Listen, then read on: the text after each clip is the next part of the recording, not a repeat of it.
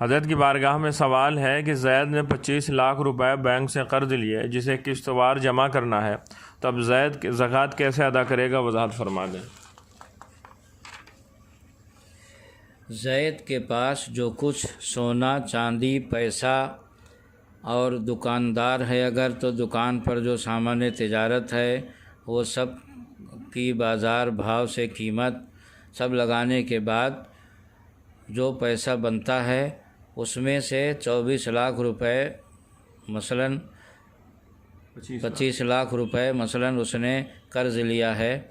تو 25 لاکھ روپے جو قرض لیا اس کو مائنس کر لے گا، وضع کر لے گا، اس کے بعد جو بچے گا اس کی زکوٰۃ ادا کرے گا۔ مثال کے طور پر زید نے اپنے سونا چاندی پیسہ یعنی جس دن اس کا سال پورا ہوتا اس دن اس نے حساب کتاب لگایا، سونا چاندی پیسہ اور سامان تجارت وغیرہ کا سب کا اس نے جو حساب کتاب لگایا تو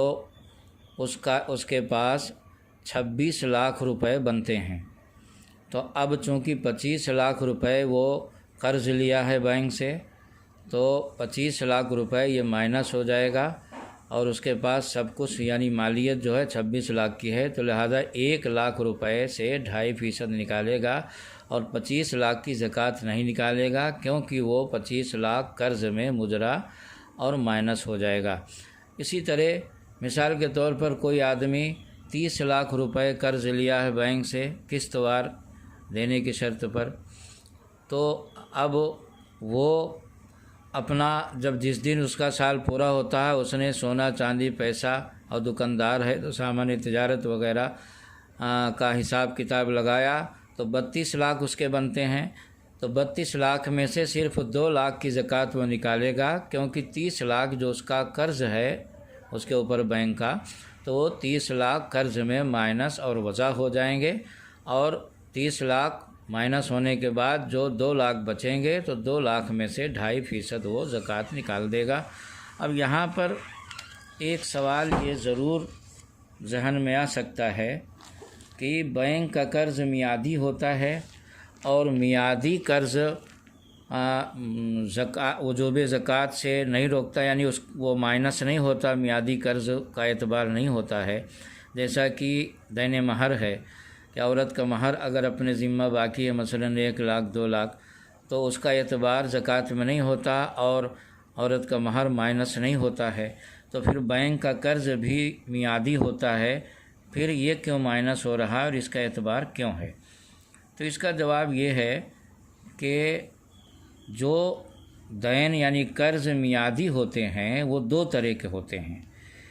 ایک قرض جو میعادی ہوتا ہے وہ دین معجل عرفی اور ایک دین معجل مشروط۔ تو جو مہر ہے دین معجل عرفی وہ مہر دین معجل عرفی میں آتا ہے، اور بینک کا قرض دین معجل مشروط میں آتا ہے، لہذا دین معجل مشروط کے طور پر اگر قرض ہے تو وہ مائنس ہوگا، مائنس ہونے کے بعد زکوٰۃ نکلے گی، اور اگر دین معجل عرفی ہے جیسے مہر وغیرہ تو وہ مائنس نہیں ہوگا، پورے مال پر زکوٰۃ ہوگی، لہذا دین معجل مشروط کو دین معجل عرفی پر قیاس نہیں کیا جا سکتا۔ دوسری بات یہ بھی ہے کہ بینک کا قرض دین قوی ہے اور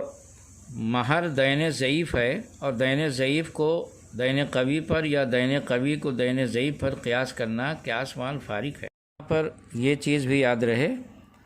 کہ جو قسطیں ادا ہو گئی ہیں،